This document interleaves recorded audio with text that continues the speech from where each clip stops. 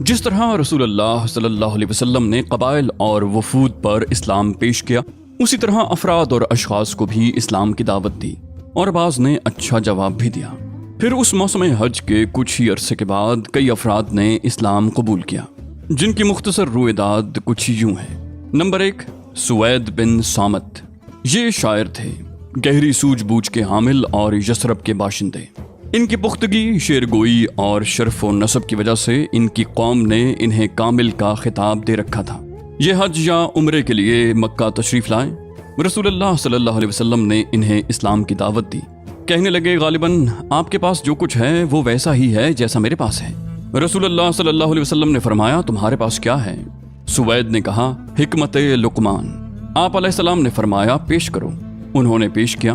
آپ علیہ السلام نے فرمایا، یہ کلام یقیناً اچھا ہے، لیکن میرے پاس جو کچھ ہے وہ اس سے بھی اچھا ہے۔ وہ قرآن ہے جو اللہ تعالیٰ نے مجھ پر نازل کیا ہے، وہ ہدایت اور نور ہے۔ اس کے بعد رسول اللہ صلی اللہ علیہ وسلم نے انہیں قرآن پڑھ کر سنایا اور اسلام کی دعوت دی۔ انہوں نے اسلام قبول کر لیا اور بولے، یہ تو بہت ہی اچھا کلام ہے۔ اس کے بعد وہ مدینہ پلٹ کر آئے ہی تھے کہ جنگ بواس چھڑ گئی اور اسی میں قتل کر دیے گئے۔ انہوں نے سن 11 نبوی کے آغاز میں اسلام قبول کیا۔ نمبر 2، ایاس بن معاذ۔ یہ بھی یثرب کے باشندے تھے اور نوخیز جوان تھے۔ 11 نبوی میں جنگ بواس سے کچھ پہلے اوس کا ایک وفد خزرج کے خلاف قریش سے حلف و تعاون کی تلاش میں مکے آیا۔ ایاس بھی اسی کے ہمراہ تشریف لائے تھے۔ اس وقت یثرب میں ان دو قبیلوں کے درمیان عداوت کی آگ بھڑک رہی تھی اور اوس کی تعداد خزرج سے کم تھی۔ رسول اللہ صلی اللہ علیہ وسلم کو وفد کی آمد کا علم ہوا تو آپ علیہ السلام ان کے پاس تشریف لے گئے اور ان کے درمیان بیٹھ کر یوں خطاب فرمایا، آپ لوگ جس مقصد کے لیے تشریف لائے ہیں، کیا اس سے بہتر چیز قبول کر سکتے ہیں؟ ان سب نے کہا کہ وہ کیا چیز ہے؟ آپ علیہ السلام نے فرمایا، میں اللہ کا رسول ہوں۔ اللہ نے مجھے اپنے بندوں کے پاس اس بات کی دعوت دینے کے لیے بھیجا ہے کہ وہ اللہ کی عبادت کریں اور اس کے ساتھ کسی چیز کو شریک نہ کریں۔ اللہ نے مجھ پر کتاب بھی اتاری ہے۔ پھر آپ علیہ السلام نے اسلام کا ذکر کیا اور قرآن کی تلاوت فرمائی۔ ایاس بن معاذ بولے، اے قوم، یہ خدا کی قسم اس سے بہتر ہے جس کے لیے آپ لوگ یہاں تشریف لائے ہیں۔ لیکن وفد کے ایک رکن ابو الحیسرانس بن رافع نے ایک مٹھی مٹی اٹھا کر ایاس کے منہ پر دے ماری اور بولا، یہ بات چھوڑو، میری عمر کی قسم، یہاں ہم اس کی بجائے دوسرے ہی مقصد سے آئے ہیں۔ ایاس نے خاموشی اختیار کر لی اور رسول اللہ صلی اللہ علیہ وسلم بھی اٹھ گئے۔ وفد قریش کے ساتھ حلف و تعاون کا معاہدہ کرنے میں کامیاب نہ ہو سکا اور یوں ہی ناکام مدینے واپس ہو گیا۔ مدینہ پلٹنے کے تھوڑے ہی دن کے بعد ایاس انتقال کر گئے۔ وہ اپنی وفات کے وقت تہلیل و تکبیر اور حمد و تسبیح کر رہے تھے، اس لیے لوگوں کو یقین ہے کہ ان کی وفات اسلام پر ہوئی۔ نمبر 3، ابو ذر غفاری۔ یہ یثرب کے اطراف میں سکونت پذیر تھے۔ جب سوید بن صامت اور ایاس بن معاذ کے ذریعے یثرب میں رسول اللہ صلی اللہ علیہ وسلم کی بعثت کی خبر پہنچی تو یہ خبر ابو ذر رضی اللہ عنہ کے کان سے بھی ٹکرائی اور یہی ان کے اسلام لانے کا سبب بنی۔ ان کے اسلام لانے کا واقعہ صحیح بخاری میں تفصیل سے مروی ہے۔ ابن عباس رضی اللہ عنہ کا بیان ہے کہ ابو ذر رضی اللہ عنہ نے فرمایا، میں قبیلہ غفار کا ایک آدمی تھا۔ مجھے معلوم ہوا کہ مکے میں ایک آدمی نمودار ہوا ہے جو اپنے آپ کو نبی کہتا ہے۔ میں نے اپنے بھائی سے کہا، تم اس آدمی کے پاس جاؤ، اس سے بات کرو اور میرے پاس اس کی خبر لاؤ۔ وہ گیا، ملاقات کی اور واپس آیا۔ میں نے پوچھا، کیا خبر لائے ہو؟ بولا، خدا کی قسم، میں نے ایک ایسا آدمی دیکھا ہے جو بھلائی کا حکم دیتا ہے اور برائی سے روکتا ہے۔ میں نے کہا تم نے تشفی بخش خبر نہیں دی۔ آخر میں نے خود توشہ دان اور ڈنڈا اٹھایا اور مکہ کے لیے چل پڑا۔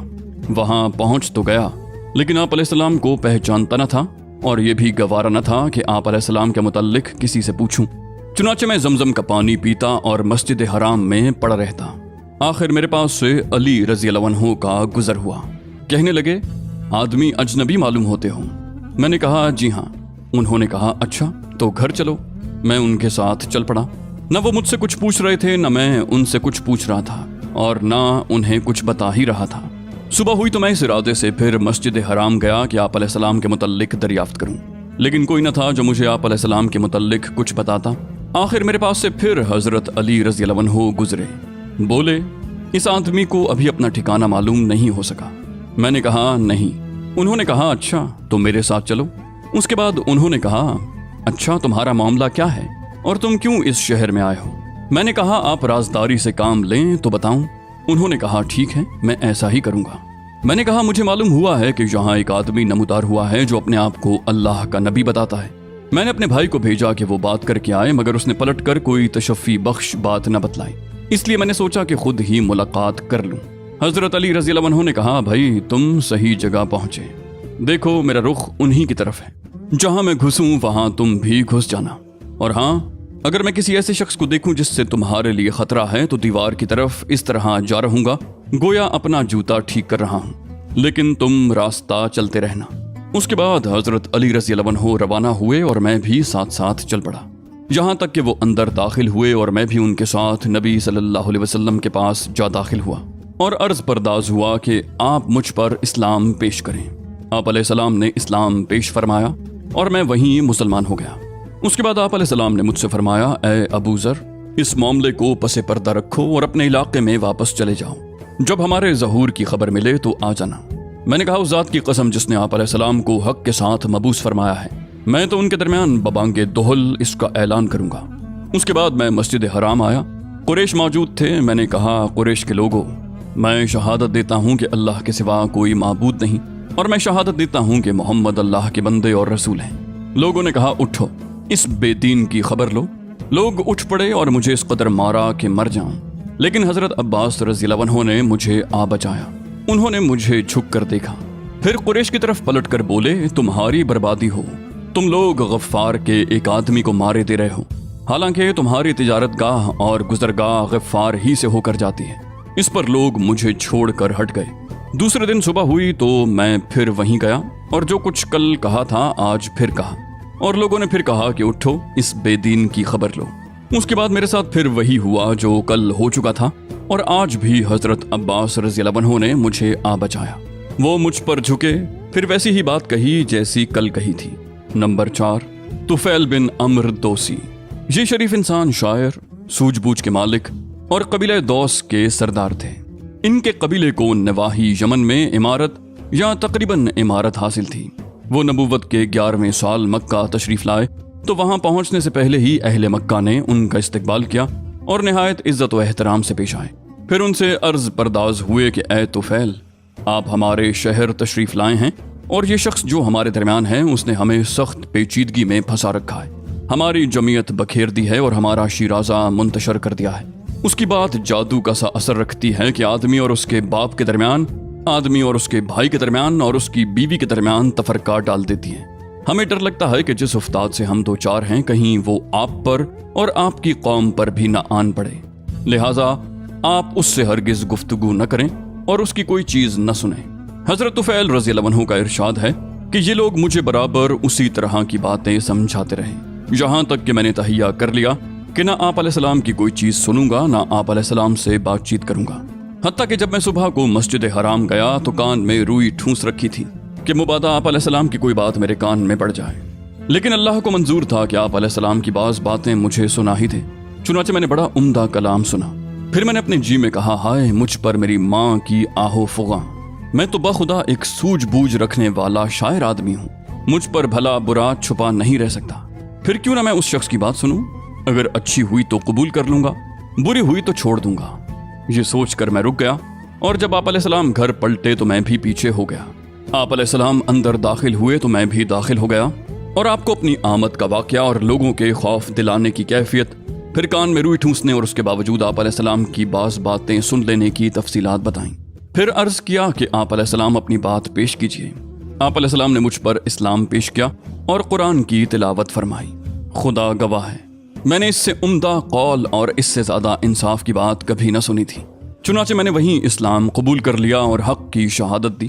اس کے بعد آپ علیہ السلام سے عرض کیا کہ میری قوم میں میری بات مانی جاتی ہے، میں ان کے پاس پلٹ کر جاؤں گا اور انہیں اسلام کی دعوت دوں گا، لہٰذا آپ علیہ السلام اللہ سے دعا فرمائیں کہ وہ مجھے کوئی نشانی دے دے۔ آپ علیہ السلام نے دعا فرمائی۔ حضرت طفیل کو جو نشانی عطا ہوئی وہ یہ تھی کہ جب وہ اپنی قوم کے قریب پہنچے تو اللہ تعالیٰ نے ان کے چہرے پر چراغ جیسی روشنی پیدا کر دی۔ انہوں نے کہا یا اللہ، چہرے کی بجائے کسی اور جگہ، مجھے اندیشہ ہے کہ لوگ اسے مثلا کہیں گے۔ چنانچہ یہ روشنی ان کے ڈنڈے میں پلٹ گئی۔ پھر انہوں نے اپنے والد اور اپنی بیوی کو اسلام کی دعوت دی اور وہ دونوں مسلمان ہو گئے۔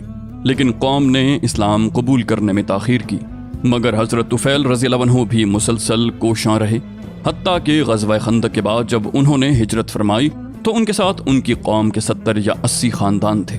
حضرت طفیل نے اسلام میں بڑے اہم کارنامے سر انجام دے کر یمامہ کی جنگ میں جام شہادت نوش فرمایا۔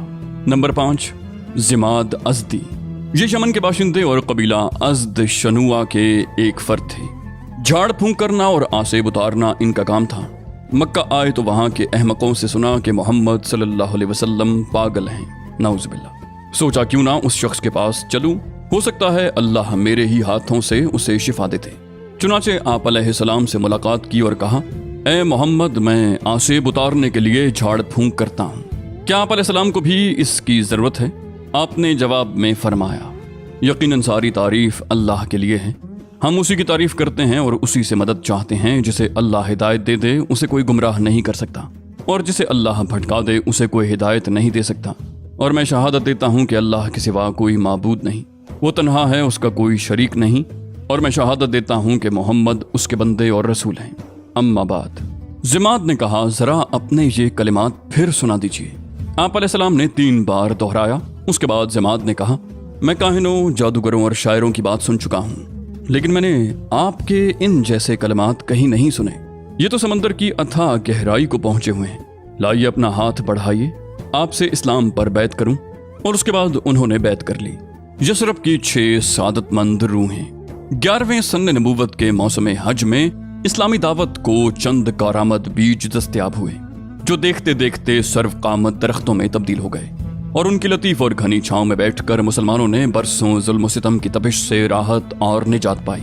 اہل مکہ نے رسول اللہ صلی اللہ علیہ وسلم کو جھٹلانے اور لوگوں کو اللہ کی راہ سے روکنے کا جو بیڑا اٹھا رکھا تھا، اس کے تئیں نبی صلی اللہ علیہ وسلم کی حکمت عملی یہ تھی کہ آپ علیہ السلام رات کی تاریکی میں قبائل کے پاس تشریف لے جاتے تاکہ مکے کا کوئی مشرک رکاوٹ نہ ڈال سکے۔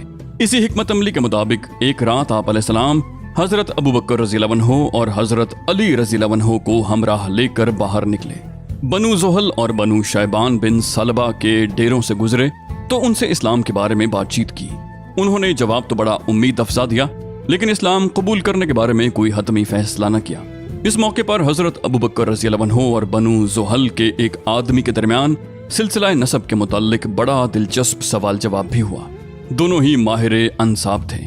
اس کے بعد رسول اللہ صلی اللہ علیہ وسلم منا کی گھاٹی سے گزرے تو کچھ لوگوں کو باہم گفتگو کرتے سنا۔ آپ علیہ السلام نے سیدھے ان کا رخ کیا اور ان کے پاس جا پہنچے۔ یہ یثرب کے 6 جوان تھے اور سب کے سب قبیلہ خزرج سے تعلق رکھتے تھے۔ ان کے نام یہ ہیں: اسد بن زرارہ، اوف بن حارث بن رفا، رافع بن مالک بن اجلان، قطبہ بن عامر بن حدیدہ، عقبہ بن عامر بن نابی، حارث بن عبداللہ بن رماب۔ یہ اہل یثرب کی خوش قسمتی تھی کہ وہ اپنے حلیف یہود مدینہ سے سنا کرتے تھے کہ اس زمانے میں ایک نبی بھیجا جانے والا ہے اور اب جلد ہی وہ نمودار ہوگا۔ ہم اس کی پیروی کر کے اس کی مائیت میں تمہیں عاد ارم کی طرح قتل کر ڈالیں گے۔ رسول اللہ صلی اللہ علیہ وسلم نے ان کے پاس پہنچ کر دریافت کیا کہ آپ کون لوگ ہیں؟ انہوں نے کہا، ہم قبیلہ خزرج سے تعلق رکھتے ہیں۔ آپ علیہ السلام نے فرمایا، یعنی یہود کے حلیف؟ بولے ہاں۔ فرمایا، پھر کیوں نہ آپ حضرات بیٹھیں، کچھ بات چیت کی جائے۔ وہ لوگ بیٹھے۔ آپ علیہ السلام نے ان کے سامنے اسلام کی حقیقت بیان فرمائی، انہیں اللہ عز و جل کی طرف دعوت دی اور قرآن کی تلاوت فرمائی۔ انہوں نے آپس میں ایک دوسرے سے کہا، بھائی دیکھو، یہ تو وہی نبی معلوم ہوتے ہیں جن کا حوالہ دے کر یہود تمہیں دھمکیاں دیا کرتے ہیں، لہٰذا یہود تم پر سبقت نہ لے جائیں۔ اس کے بعد انہوں نے فوراً آپ علیہ السلام کی دعوت قبول کر لی اور مسلمان ہو گئے۔ یہ یثرب کے عقلاء اور رجال تھے۔ حال ہی میں جو جنگ گزر چکی تھی اور جس کے دھوئیں اب تک فضا کو تاریک کیے ہوئے تھے، اس جنگ نے انہیں چور چور کر دیا تھا۔ اس لیے انہوں نے بچا طور پر یہ توقع قائم کی کہ آپ علیہ السلام کی دعوت جنگ کے خاتمے کا ذریعہ ثابت ہوگی۔ چنانچہ انہوں نے کہا، ہم اپنی قوم کو اس حالت میں چھوڑ کر آئے ہیں کہ کسی اور قوم میں ان کی جیسی عداوت اور دشمنی نہیں پائی جاتی۔ امید ہے اللہ آپ کے ذریعے انہیں یکجا کر دے گا۔ ہم وہاں جا کر لوگوں کو آپ علیہ السلام کے مقصد کی طرف بلائیں گے اور یہ دین جو ہم نے خود قبول کر لیا ہے ان پر بھی پیش کریں گے۔ اگر اللہ نے آپ پر ان کو یکجا کر دیا تو پھر آپ سے بڑھ کر کوئی اور معزز نہ ہوگا۔ اس کے بعد جب یہ لوگ مدینہ واپس ہوئے تو اپنے ساتھ اسلام کا پیغام بھی لے گئے۔ चुनाचे वहां घर घर रसूल अल्लाह सल्लल्लाहु अलैहि वसल्लम का चर्चा फैल गया। उसी साल शवाल 11 नबवी में रसूल अल्लाह सल्लल्लाहु अलैहि वसल्लम ने हजरत आयशा रज़ियल्लाहु अन्हा से निकाह फरमाया। उस वक्त उनकी उम्र 6 बरस थी।